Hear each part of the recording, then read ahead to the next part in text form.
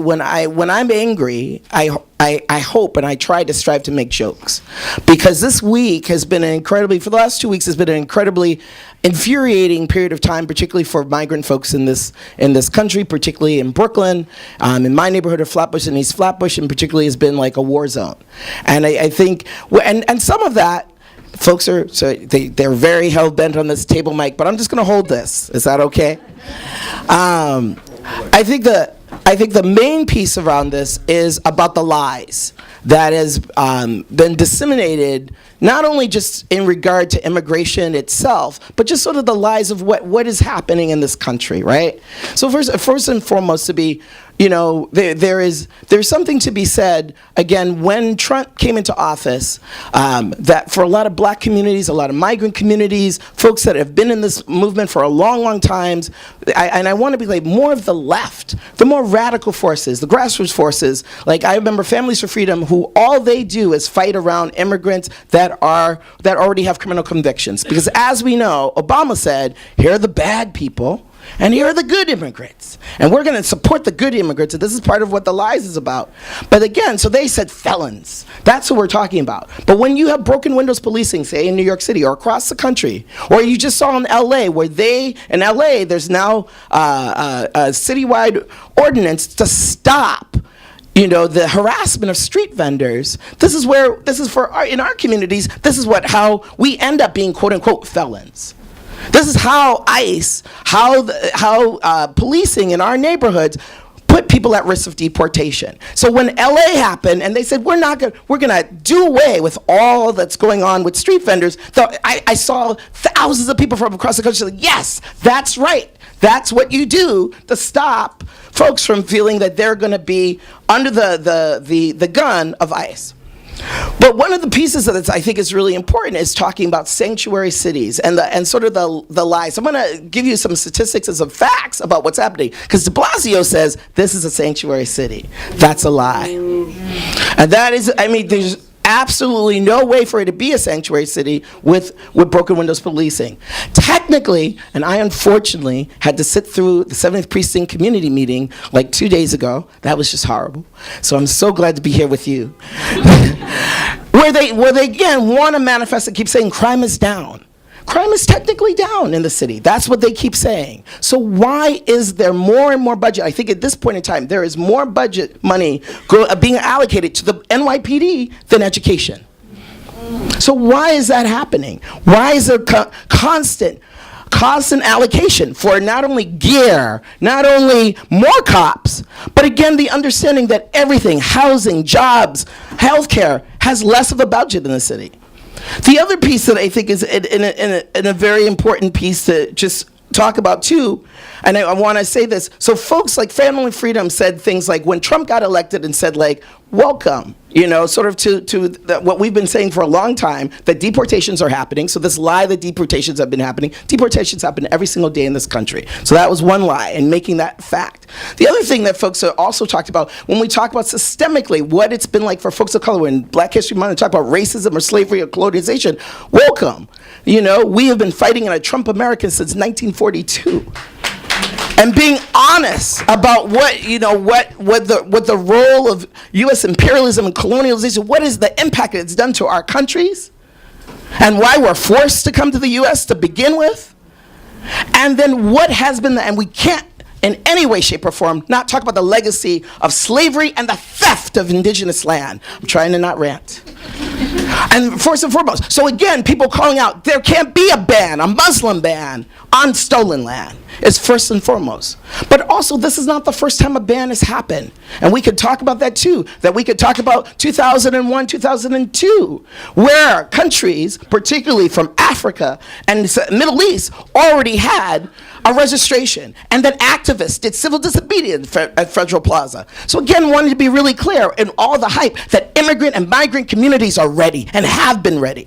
For them to pretend that that is not happening has been the Democrats have been like, oh my God, we're here to save people. And people are like, yo, our neighborhoods have been dealing with this for decades, and we are ready. We have rapid response already organized in our neighborhoods. So thank you. With this said, I want to talk just about facts, right? So Since 2008, 2.9 million immigrants have been deported. Again, since with under embargoes, it's actually a higher number, but we're going back as 2008. We can talk about, at this point, more than 1 out of 5 non-citizens facing deportation on criminal grounds are black. And these are statistics from BAJI, which is the Black Alliance for Just Immigration, badass group. One of their executive director is one of the founders of the Black Lives Matter movement, and they're national and here in New York City, based also in Brooklyn. One of the things they say is black immigrants are more likely to be detained for criminal convictions than, and I want to put this out, what non-citizens are. Particularly, like, again, really truthfully, like, let's be clear. It is about visa holders. It is about folks that are green card holders. It's all of the folks that do not fall under, quote unquote, being naturalized in some way, shape, or form, or born as citizens that are under attack and at risk of deportation. And being real about that, because again, here's a lie about like the bad immigrants and the good immigrants. And we just see our people are under attack.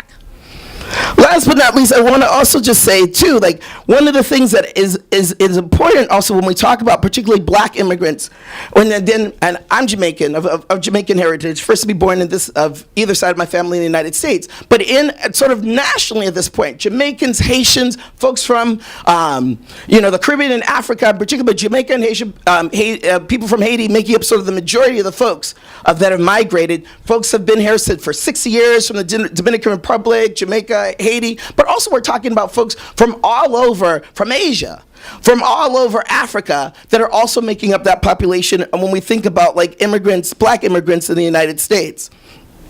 But one of the pieces, and I think this is also too, New York State holds the largest amount of black immigrants in the country. Florida is like the second highest. Then we see Texas and Maryland. And they say that by 2060, 16.5% of America's black population will be folks that came from outside of the U.S.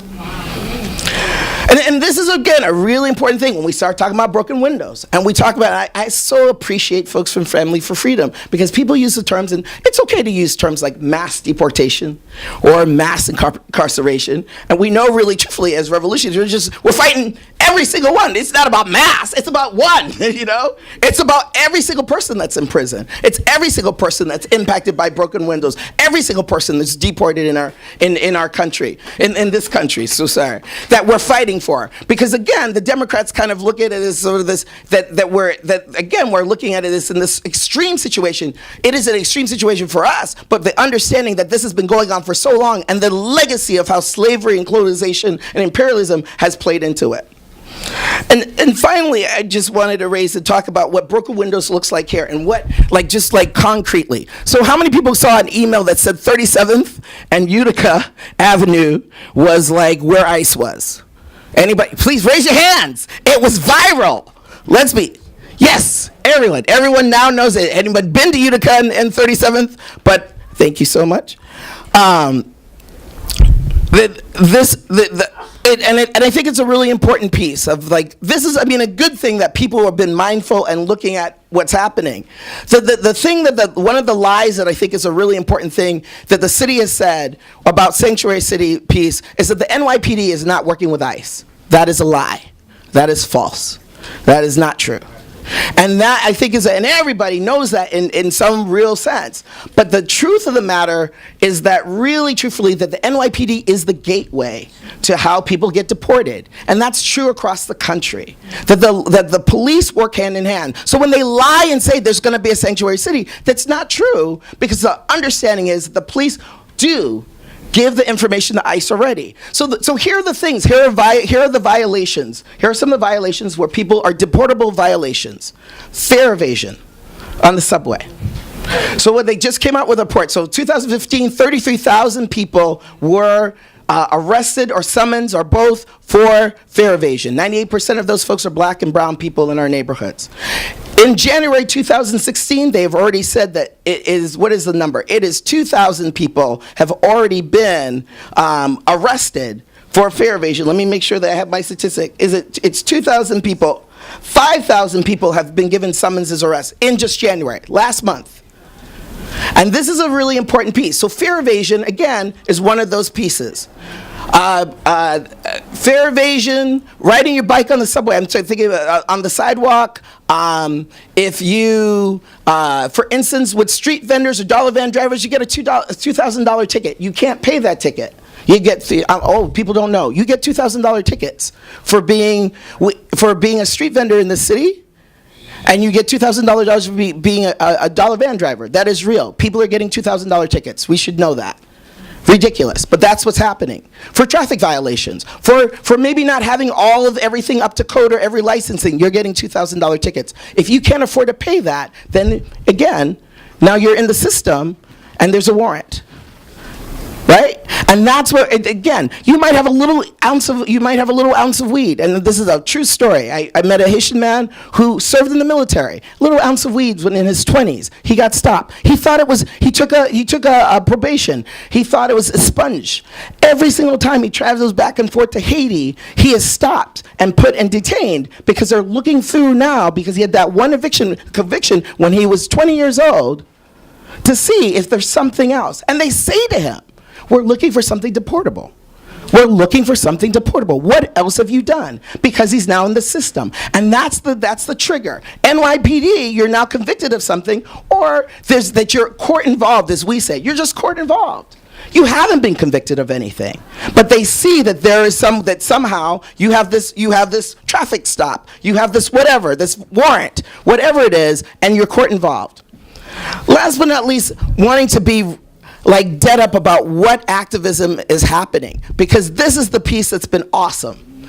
With the understanding that in our neighborhoods, yes, we have heard all kinds of rumors, and we have been documenting the police. And that Equality for Floppish, the group that I work with, have been doing a lot of work about holding the police accountable. That's part of the work that we do. Gentrification and police violence go hand in hand, as far as we're concerned. Just like the cops in the Klan and the cops in ICE. Gentrification and police violence go hand in hand.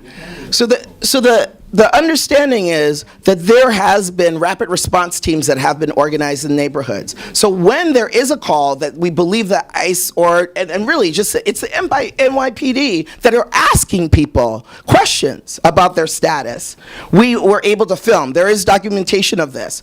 The other thing that's outside, I want to just, the last thing, want to even just talk about like concretely some of the things that they're doing to people. Like, for instance, that they go into a Latinx neighborhood with a picture of a black man, and they say, we're looking for this black man. And so you're thinking like, well, this is not in my family. So you open the door. I want to be clear, people aren't coming with ICE all over. They're not going, oh, we're ICE. They're not like that. It's trickery. It's 5 to 8 o'clock in the morning that they come and they show up at your door. And this is important. Gang raids are so important, because in my neighborhood, in East Flatbush, the same thing. 21 houses raided. They say it's gang related. They're all Haitian families. And there you go. So here you're looking for this, and everybody in that family is now being searched, or now potentially a criminal. Open containers. Oh, we could go on. Being in the park after dusk. We can start talking about all the broken windows, violations that get people then court involved, and then potentially deported. So with this said, know that communities are fighting back. There is now this amazing coalition that has started to end broken windows with the migrant community. That's badass.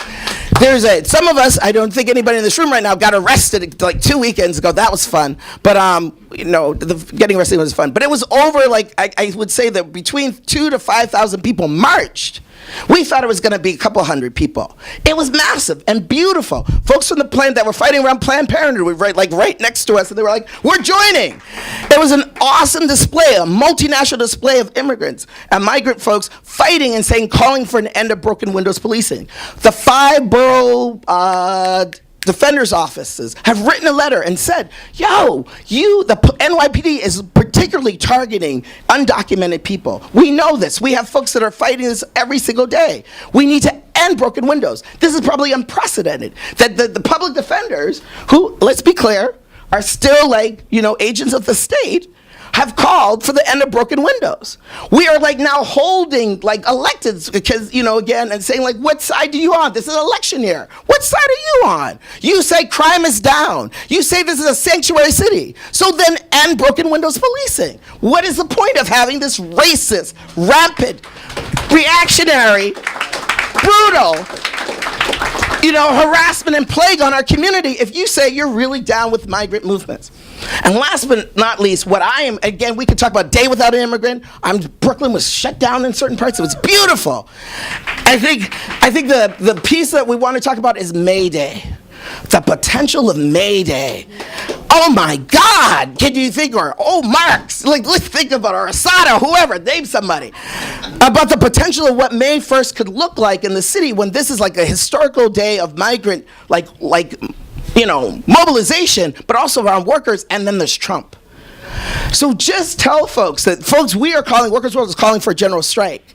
Think about, in every single way that we can make the connection, whether it be LGBTQ people, trans people, my God. We could talk about women's struggle. We could talk about every single struggle that's pertinent to this, because this is an opportunity to really show our might and our power. And again, the highest piece that we could really say, we can, put these Democrats on blast that are trying to show up in this way somehow, they care about migrant communities. They say, okay, it's on the table now. You really want to see a sanctuary city? First and foremost, we need money for housing and jobs and healthcare, right? But we need to do away with broken windows policing. Thank you.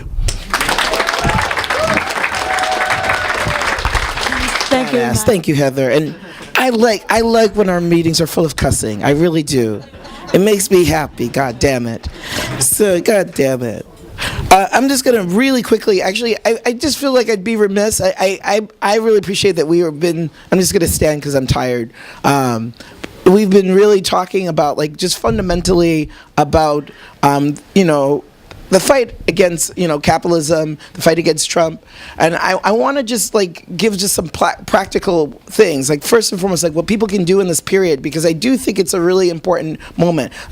I appreciate, first and foremost, the PPA meetings are, I think, an essential place for people to be connected to. And we really need at this moment for folks to really be in the struggle and the fight for Black lives. And more than ever, because again, this is the understanding that so in my neighborhood in Flatbush, in East Flatbush, and I mean, last 2 weeks, and I should just be really concrete, my little cell phone was a hotline, and it is a hotline. We have a hotline in 3 different languages. But particularly, one of the things that we were able to really figure out is Flatbush and East Flatbush and the different neighborhoods were full of migrant folks. But particularly in neighborhoods that were Latinx and South Asian were not under attack in the last 2 weeks. And we're grateful for that. That has happened, especially with the ban and everything. But we are clear where Haitian families was where it was happening. We were able to figure this out and then literally talking to people in Bangladesh and talking to people in different, activists, figuring it out across the city to figure out where is ICE, where is the police going. So we kind of came up with sort of a thing and really want to say this to folks now. Folks are talking about rapid response. People are talking about being part of defense committees. Join them. The PPA has one for Brooklyn and Queens, wherever. We need more people to join cop watch teams and to be on cop watch teams. And particularly want to be clear, in my neighborhood, it's people of color that are on cop watch teams, and that's true for People's Justice. Other cop watch groups in the city have different politics around it. That's fine. The bottom line is we really do need people to document things. And the reason, and I want to be real about this, because the Democrats are saying, and this is really important, everyone, I can't tell you about being on panels. I don't do the dog and pony shows. The elected states are our organization. We go after them. We're the anti-police brutality group in Flatbush, East Flatbush. They don't invite us to things. But right now, because of some of the work we're doing, they're inviting us to sit on these panels. And I have to sit with the commissioner of whatever, immigration for the city and all that. And their line is, the raids are not happening. This has been since last year when we have demonstrations at the corner of Church and Flatbush and say, we know that people were taken. I want to be clear with you. People were taken this week and last week. It is real. But the city is saying back and forth, the raids aren't happening. You don't have to worry. It's okay. So we really need, we need the movement to take care of each other. We need to take care of each other in our communities, because know that the ruling class is saying, oh, well, so what? And we're going to send more police. That's how we're going to take care of you. We're going to send more police into your neighborhoods, and we're going to lie to people and say, no, the raids aren't happening. It's not happening. So this is really important as in the coming days. I'm excited, and I want to thank, comrades, I want want to, I was introduced as Equality for Flatbush. Yes, it's a group I founded. That's really beautiful. It's amazing. I'm glad that I feel honored and privileged that I could work in my neighborhood, in my community I've lived in for 15 years. I feel great about it. But at the end of the day, I am a revolutionary communist, and I am fighting to end capitalism. And I am so happy to be part of Workers' World Party and have the moment to be at a Black History Forum after dealing with like the bourgeois, petty bourgeois, social democrats all week that are lying to our people and are not fighting for shit. Are not fighting to overthrow the thing that is actually at the root of what's causing all the ills that we live under every single day, and want to sugarcoat everything. And it's beautiful to watch Haitian people rise up in the meeting and say, no, I want to tell you about the police and what they do in our neighborhood, and they're working with ICE. Stop lying to us. It's beautiful that there was like mini rebellions at these meetings. But what is even more beautiful, and I want to make sure that there are more people from Flatbush in this room and from all our neighborhoods in this room, because at the end of the day, we need to fight to overthrow this goddamn system so we can live and be free and be liberated. Thank you.